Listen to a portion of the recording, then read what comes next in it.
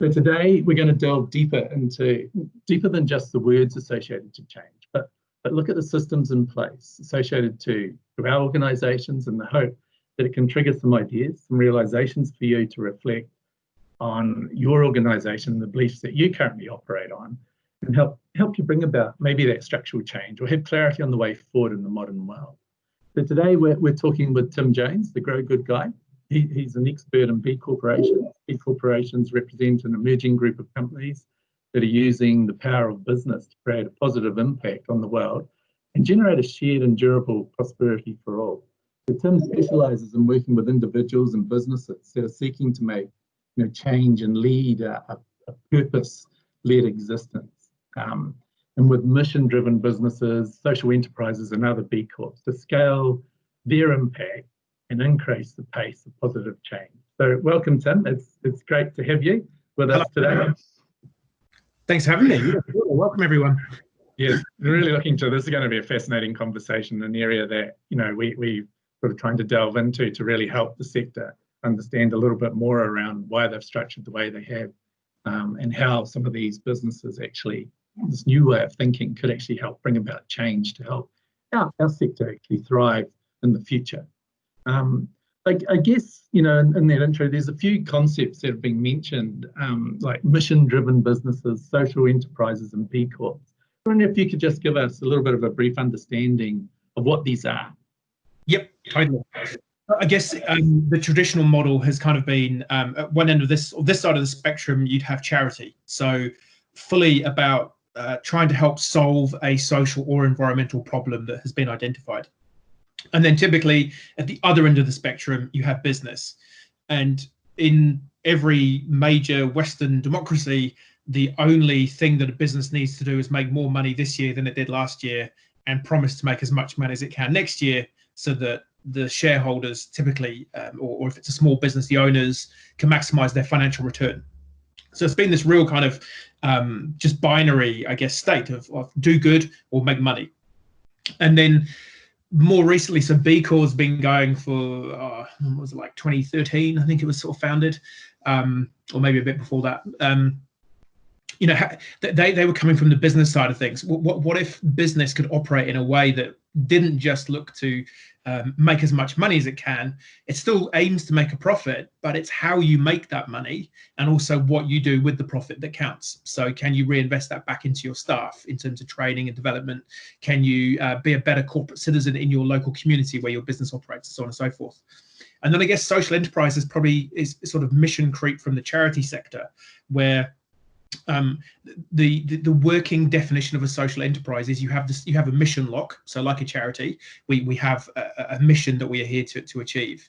But the other two parts of it is you have to be trading. So you can't be reliant on funding. So there has to be a business type enterprise happening.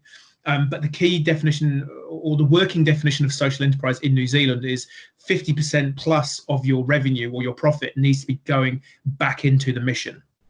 So it's maybe not as business-like, but it's this kind of middle ground from a charity. So it's kind of like a spectrum of pure, just do the good through to just take the money. And I guess B Corps and social enterprise, there's an element of overlap. There are some social enterprises that are a B Corp, and there are some B Corps that are social enterprises, but you don't have to be both. So I guess that the definition of a B corporation is they are for-profit businesses that have been independently verified and have achieved certification to prove the positive social and environmental impact that they're making whilst on their journey of operating a business. So, and breaking news, Synlait, based down here in Christchurch, has just achieved B Corp certification today. So there we go, hot off the press, first people to know. Cool, thanks. No, that's great. So if we brought that into sort of the sport and recreation sort of sector there, and with that sort of thinking where, how we're actually, I guess with that word monetizing, and how we're actually really using that money, what are some of the things that you would be talking about there that could help us understand this a little bit more in our context? So I'm going to get this typical example, and one of the most common examples, and I would not suggest you all go and do this because everyone tries to do this, is you'll quite often see a lot of charities will maybe try and put a cafe into somewhere. and try and monetize. You're going to go and buy a coffee anyway. Come and buy it from us. We'll then put the profits into solving this cause. I mean, you could maybe make an argument like, the op shop is the original kind of social enterprise ideal. We'll take something that we've got. We'll try and monetize it. We'll try and get some money in so that we have consistent funding.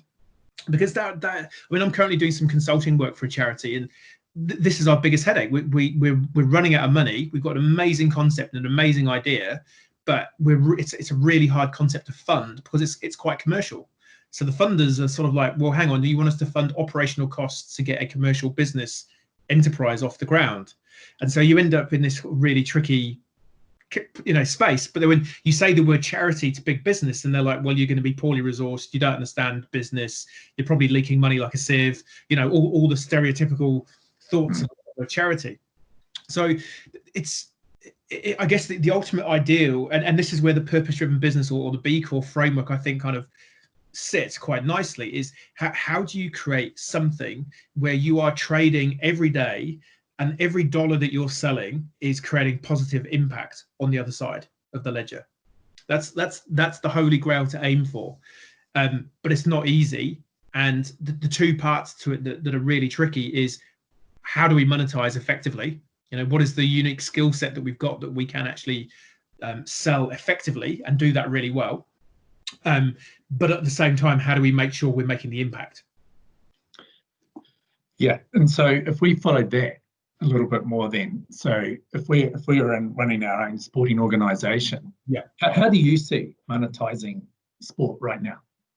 That's the $1 million question, isn't it? And it's interesting because I mean, we've had a couple of chats prior to this. There is an interesting argument to say, well, actually, the monetization of sport maybe hasn't worked out that well. You see, rugby, I guess, as the premier sport in New Zealand, just seems to struggle continuously to find enough money to pay the players what they want. And you've got that I guess what's the word I'm looking for, that kind of, they want the TV money, but you also want people to be in the stadium, and you can't have both. So you can kind of monetize one or the other. So it doesn't seem to be that it's all unicorns and rainbows at the top end of town either. But I guess it's like any enterprise, any business. If you have something that has a value to a person or a group of people, when you go shopping, when you go and buy stuff just in a normal business or in a retail shop, you're buying something because you're happy to pay that amount of money for the experience, the product or the service that you're going to receive. And so I think that's really the basis of all sort of sales or all transactions. Is like, I've got some money, you've got something that I'm willing to pay for. Let's do that exchange. In terms of specifics in the sporting world, I mean, like, my daughter's just started playing soccer in the local, the local group down here. So it's a community-run organisation. It relies on the volunteers. It's that classic. The dads and some of the mums are the coaches on the weekend. It's that classic thing. I don't know what the subs are we're paying, but it's not much. Would we pay a bit more if it was clearly articulated as to the value that you were going to give in terms of my daughter learning some team skills? And resilience is the big thing I'm about. And when it was really, it was like, I don't know, 3 degrees last week, and she got hit by the ball in her leg, and she was like, oh, it hurts and I don't want to do this. It's like the value of the coach getting her to get back on the pitch and teach her resilience. Like, as a parent, there's value in that for me. So if it's marketing 101, you need to be able to really articulate the value of the thing that you're offering beyond necessarily just the obvious, well, we'll take your kids off your hands for 60 minutes on a Saturday morning, or it's something that you like playing the sport, just come and play the sport. So I think, being aware of the wider value that you offer, and be really clear on communicating that and trying to work out what it is people are looking for right now.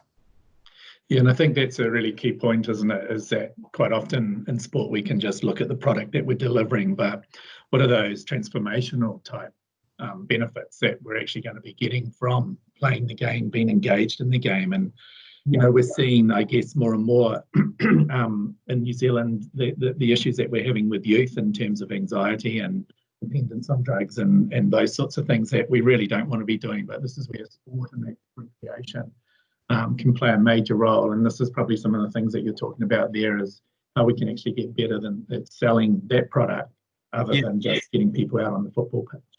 Exactly that. And again, we sort of had that discussion this idea, you know, the idea that sounds quite trite of it's not winning the game that matters, it's how you play the game. But that's so true. And I think this is where, you know, there's this interesting parallel between business and sport.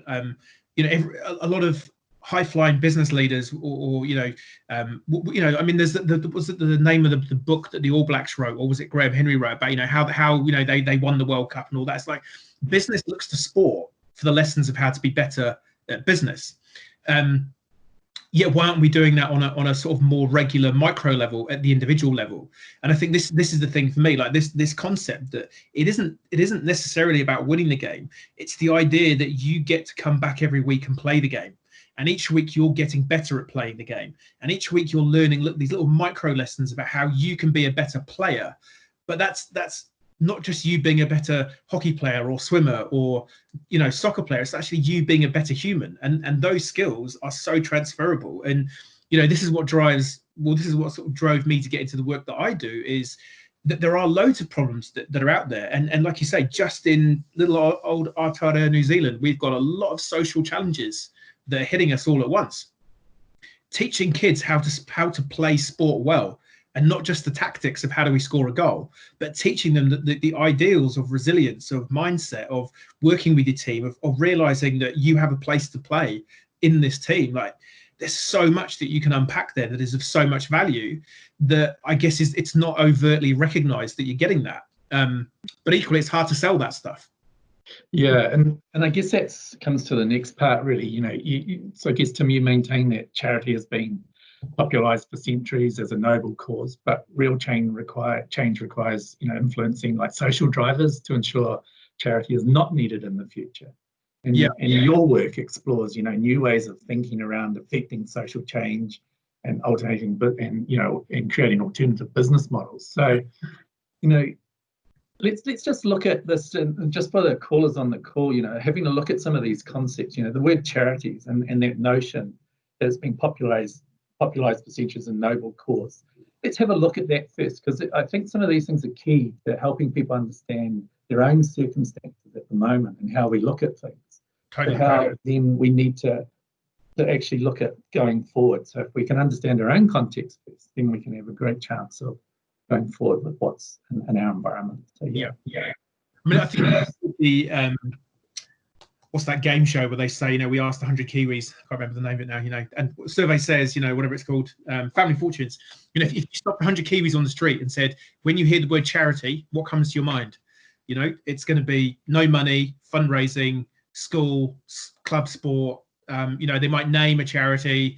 You know, a lot of people typically go straight to, you know, some nice old ladies in an op shop trying to sell me a shirt or a jacket that I don't really want. You might get to the sort of, oh, they do good, might be like the most positive connotation that most people might have for the charity, because it does have this kind of clunky, you know, it's old, it's an old way of doing things. And that's I guess that's my challenge to charity is, I feel the challenge with a lot of charities is that they create a codependency of, I need you to still be sort of subjugated or not in a good a position as you could be, because if you get better, or if we solve this problem, I run out of, there's no meaning left for me, and there's no job for me. So what do I do? Whereas, you know, the business, coming from the business side of things, in my background I've come from business into the sort of the social good sector. The business angle on it would be, here is a problem. How do we fix this problem? And ultimately, how do we like fix it so that this is no longer a problem? That's the ideal. But on the way to fixing it, how do we ensure that we're sustainable?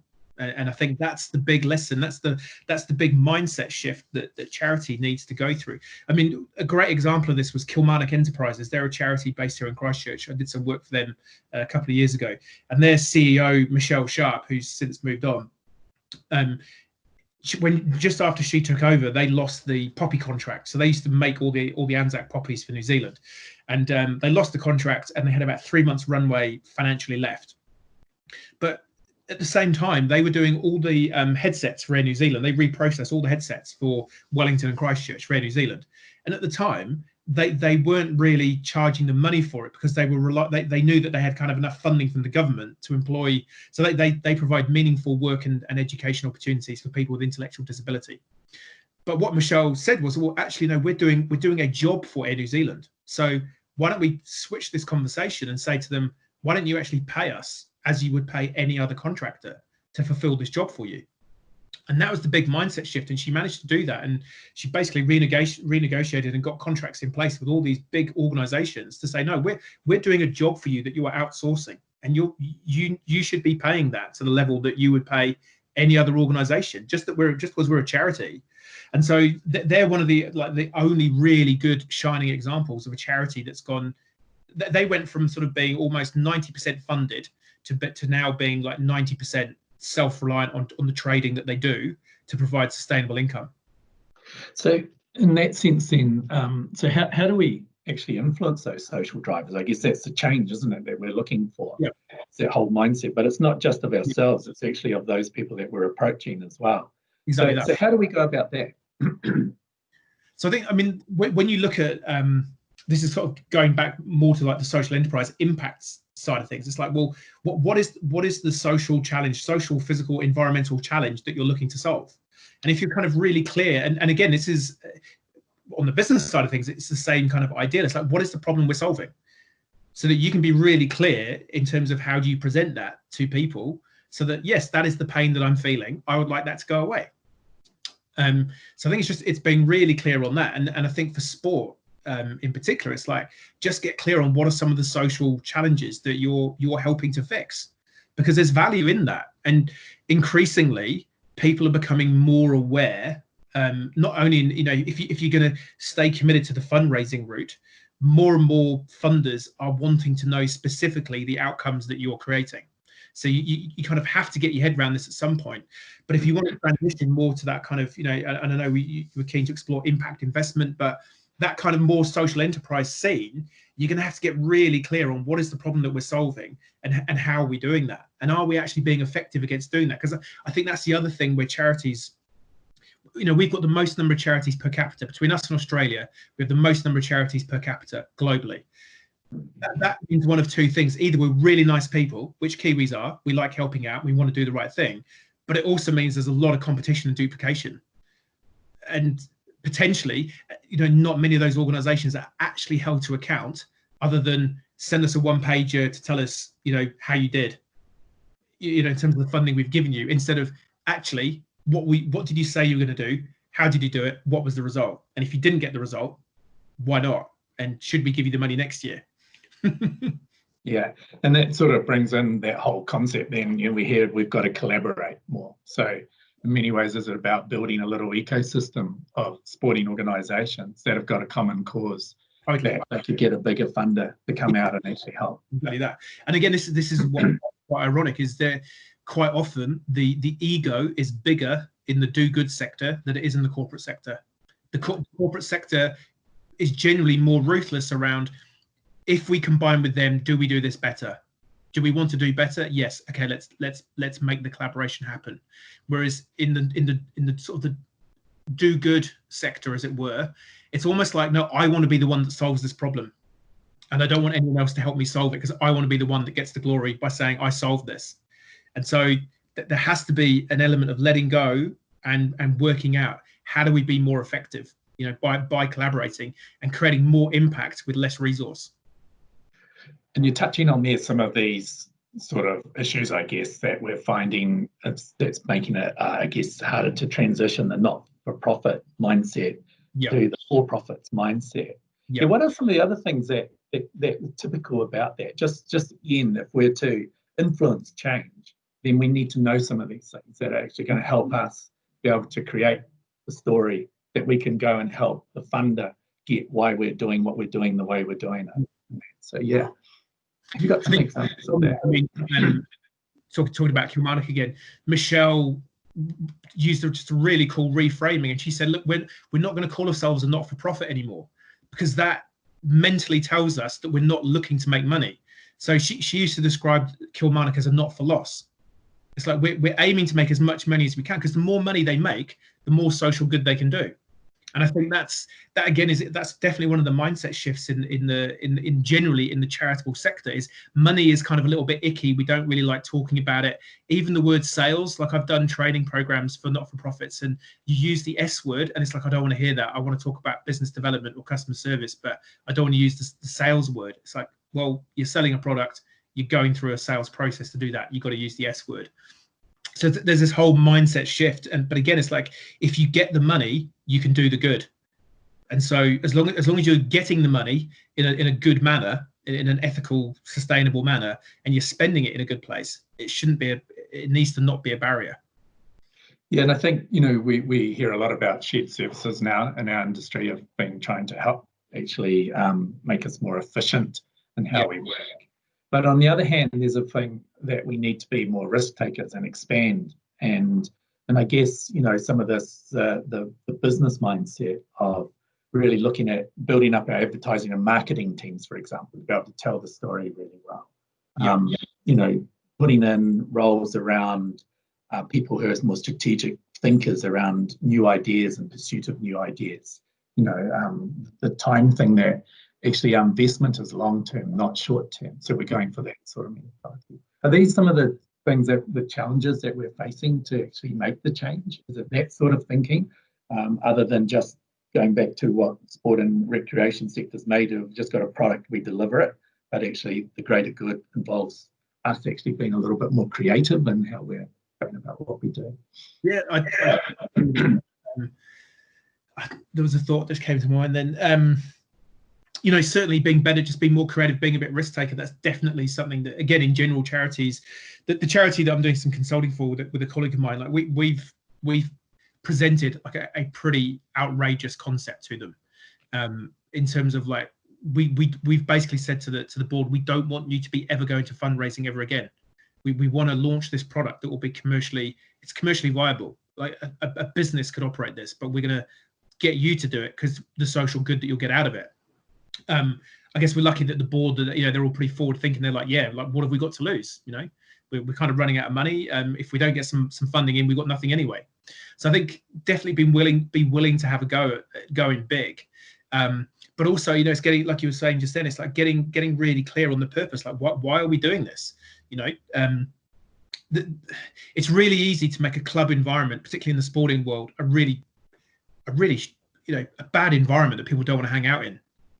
It's like, it's just hard. It's hard work. People just, are at each other because it's stressful. There's no money, but if you get really sort of clear on the sense of why are we doing this and what is the impact that we are making by getting a group of, 26 to 8-year-olds coming along on a Saturday morning and kicking a ball around, why am I doing that week in, week out? And if you get really clear on that, you'll want to try and do the best you can. You will try new ways of doing things.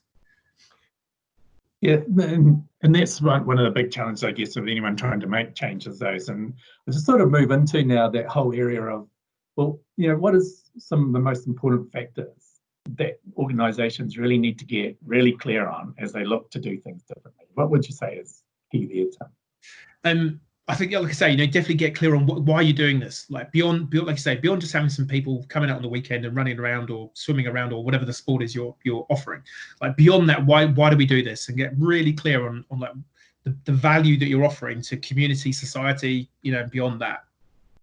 I think the second thing is just be really clear on just how much money do you actually need.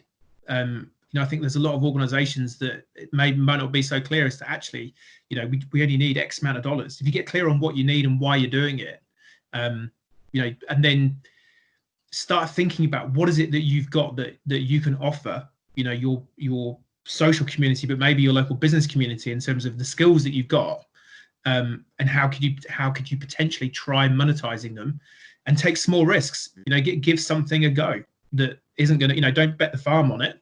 But just test something and see how it goes. But if what was it, Einstein? If you keep doing the same thing over and over again, expecting a result, that's insanity. And like you say, the whole gaming trust thing, that's massive for funding stuff. And we've had a month or 6 weeks of people not spending money there. So there's going to be this six week bubble of no money or certainly reduced money. But this is like a really classic example of the social impact of gambling is potentially massive and quite horrendous. So you're literally robbing Peter to pay Paul. And it's like, well, you know, how comfortable should we all be knowing that, you know, a group of people smoking and drinking in a pub somewhere are funding these kids to go out and run around on the weekend? Is that the best way you could be getting your money? Yeah, and it brings back that whole concept then, doesn't it, about what's the greater cause of what we're doing in the whole industry, and why should we not be afraid to actually go out there and say that this is really great stuff, so sell the value of sport more, which is probably what you're saying through the whole concept around social enterprise and moving towards more of a business sort of mindset. Yeah. So yes. So what do you think Sport and Active Rec should be thinking about in terms of impact investment? If we look at impact investment, just explain that a little bit, and then what could Sport and Rec be looking at? So the concept behind impact investment is people with the money are increasingly more willing to invest in projects and activities where there is the opportunity for a financial return, but they are willing to take a lower financial return if you can prove the social and or environmental return that your project will deliver. So I'm trying to think of there's very few really good active examples in New Zealand, unfortunately at the minute, but it's the idea that, look, with like a physical product example, you might say, well, look, we're going to invest in this building project, but by doing that, you're going to be putting some renewable energy into it, and you're going to provide work or meaningful pathways to employment for people in disadvantaged communities.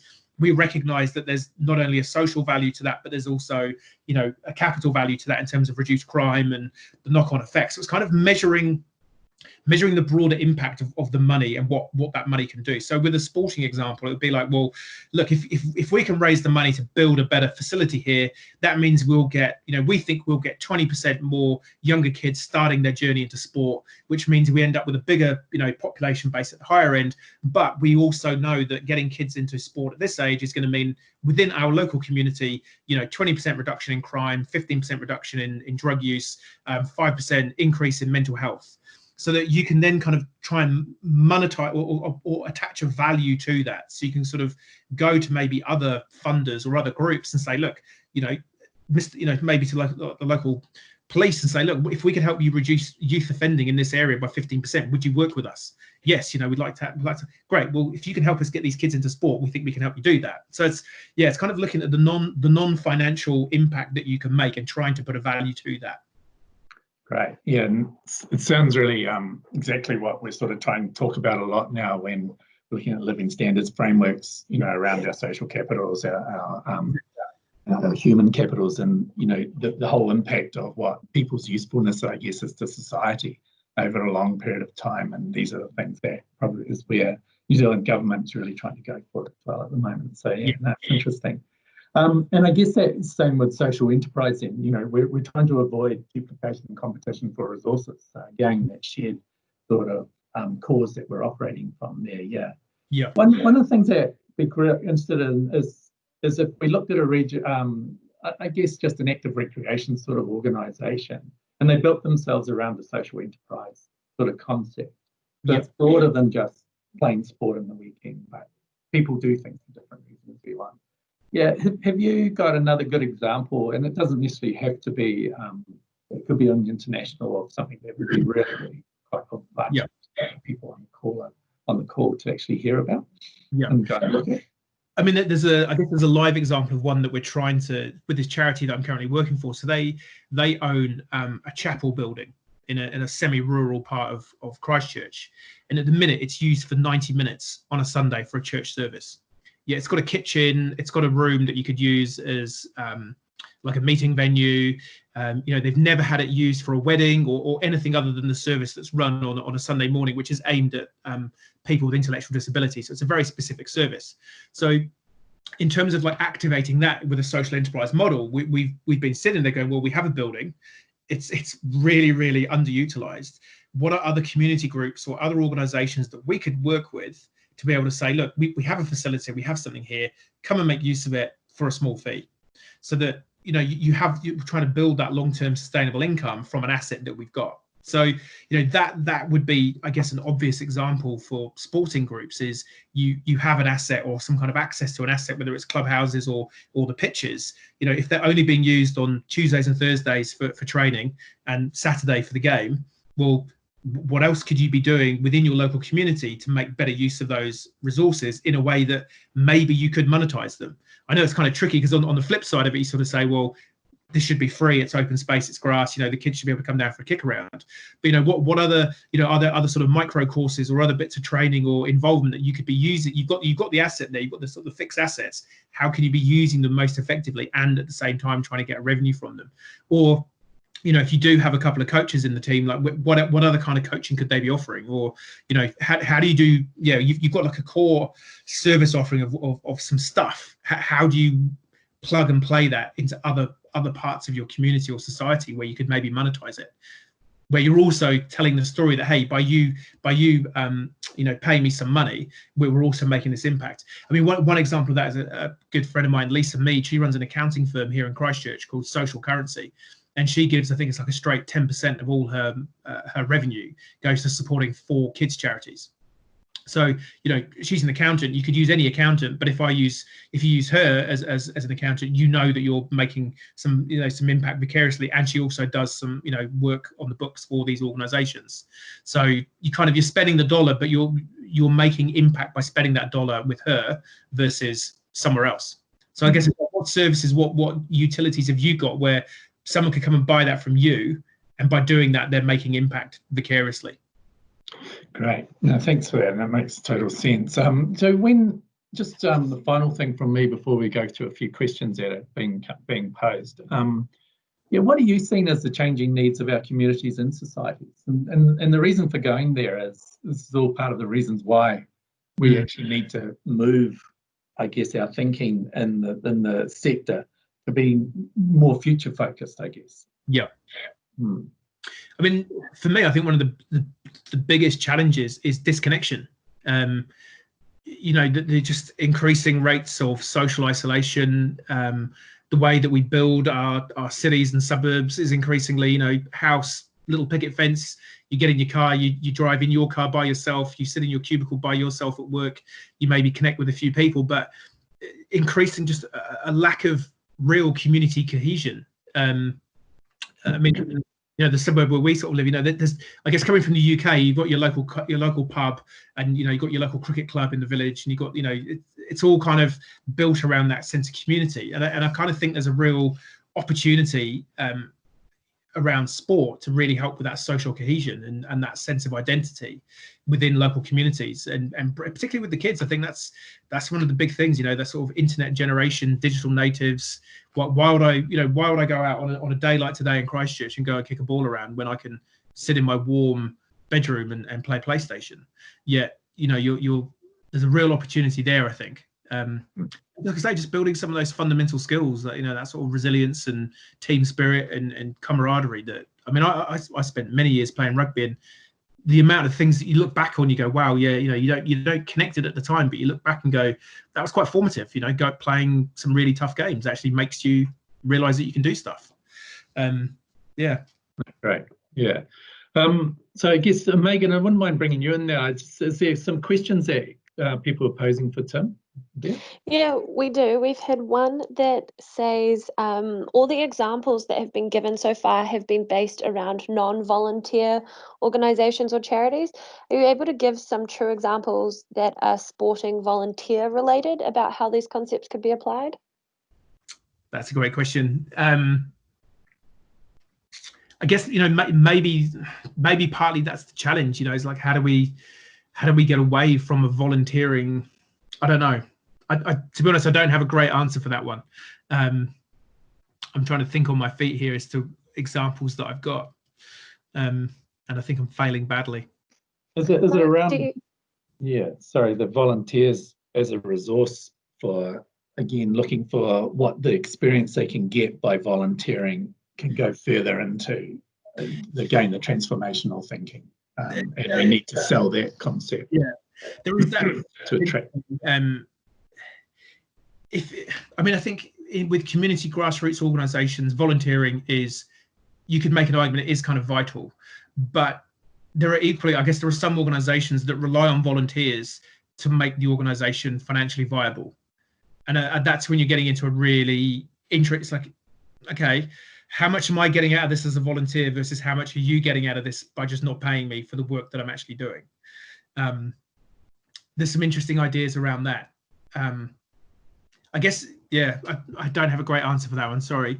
But it's, how do you try and get in an ideal world, you get paid for doing the good that you're doing, and you're valued for what you do. It's tricky in small clubs, in small communities, to make that stack up, I guess, unless you start looking into the ideas of sponsorship and what have you, but I guess that gets tricky. No problem. We've got another question here too that is more asking for your idea on this concept. So they've said one fundamental difference between profit and sport is that profit is often a means to an end, but sport is an end in and of itself. Similarly, our customers or participants are often our owners or members. These not only create complexities, but also provide the key foundation for motivation as to why people engage with us. Are you able to talk to those ideas posed there? So from what I'm understanding there is you're potentially selling to yourself as a sort of a consumer and an organization. So, which I totally get. And so it's hard. You're kind of, the risk is you're taking money from yourself to fund yourself. And I guess that maybe is partly the problem itself. It's like, how do you expand? Because I mean, it's that classic scenario, isn't it? It's sort of the same few people that you can tap on the shoulder in the club, because that they might be more likely to provide some extra funding than other people in the club. I guess it's very similar to PTAs in schools. It's like, I don't need any more cling film. I don't need any more tea towels, but you're going to try and make me buy some this week to support the school. And I think that it's that kind of challenge which is at the heart of it. It's like, I'd rather you create some kind of meaningful experience that I can come along to at the school, where I'm happy to pay money for something, that I would go and spend that money elsewhere. But don't keep coming to me every week for a sausage sizzle or a meat tray raffle or whatever, where it's like, there's only so many of those I can actually buy, and I don't necessarily want them anyway. And I think that's maybe perhaps at the core of this challenge is what is it that you can offer that gets you out of that cycle of trying to get the same people to give you the money who are the operators or who are the end users, because it's hard and people get burnt out. Just cough up another bit of money for the shirts this year or whatever. Sorry. Oh, no, you're good. We've had one more come through that says he likes the thoughts around sports clubs providing identity in an increasingly disconnected society. What about sports working with government departments and community providers who often are looking for the same end outcomes? 100%. That's the answer. The chat, but that's the really hard nut to crack. I mean, the classic example is I know of a few people in the building industry who are like really, really, we need to have better insulation in our houses, we need better ventilation systems, what have you, and they keep knocking on the Ministry of Health's door, trying to say, you need to take money out of the health system and put it into the housing system. And there's obvious links. We all know about the asthma rates with kids and how poorly ventilated, moldy houses are just awful for communities. But it's trying to get the person who's got that money, who's willing to go, yeah, actually, this is counterintuitive, but we'll take money from the health system and we'll put it into insulating houses better. Like, that would be an obvious hit, an obvious win. Totally agree. Like, there are so many obvious ways that you can prove social impact through sport done well, and building communities and building that sense of identity. I mean, if you're based in Wellington, or maybe this is the challenge for the guys, for the team there at Sport Wellington, is start positioning that conversation. It's going to be a long play, but that could be in the short term a way of medium term, trying to get that extra funding to prove the social good that you're doing, whilst you try and work on building the longer term, more financially sustainable models that will keep you self-funding. Okay, so Tim, thank you very much for your insights today on this fascinating area of where we're looking at how, I guess, the structure of what the not-for-profits are really based around versus looking at it from a more business perspective, but not forgetting that the impact that these efficiencies can bring as well, of how we actually do start to create more sustainable type organizations for the long term. So if people really want to follow up some of this with you, how can they get hold of you and to explore this a little bit further? What's the best way of doing that? Yeah, sure. My website is growgood.co, and my email is just tim at growgood.co. So yeah, more than happy to have some sort of follow-up one-on-one questions or phone calls just to see if I can help out.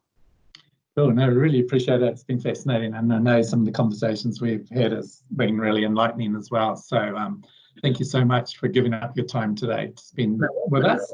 And to everyone else on the call, we hope you've taken something from this. A recording is available and it will be on our website along with a transcript. If you'd like to follow up some of this thinking more and maybe post some questions back down to Tim and just tease this out a little bit more. But we thank you for tuning in. Have a fantastic rest of your day and a fantastic week. And remember to stay healthy out there. And we look forward to bringing you more on this topic over the next couple of weeks. So thank you very much.